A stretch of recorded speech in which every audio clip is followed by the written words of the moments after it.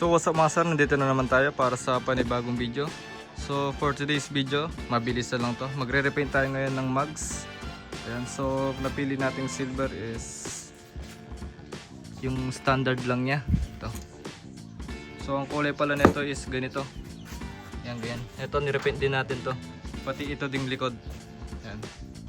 So napakaraming kulay ng silver. So try nyo itong silver na gagawin natin dito. So gagawin pala tayo dito ng primer. Ayan. Tapos white. Then silver. 3, 1, 2, 4. Tapos clear. So tara. So ito na yung mga mugs mga sir. Tapos na natin itong maliha. Tapos nalagyan na natin ng mga bara. So ipa-primer na natin siya. Ito din yung kanyang crank shell. Si silver din natin yan. So mabilisan lang to. So mga sir, ito na yung ating base coat. Ayan, na-primer na natin siya. So i-white na natin to.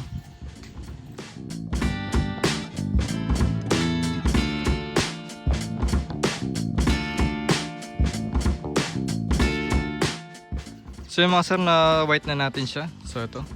So bali, dalawang coat pa lang ginagawa ko. Bawat kulay.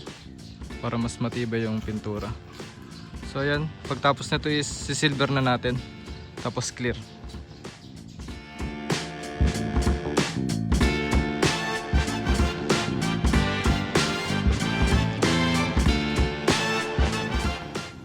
So yun mga sir, ito na yung ating top color, silver. Ayan. So i-clear na lang natin to. Tapos patutuyuan lang saglit. At ikakabit na natin sa motor.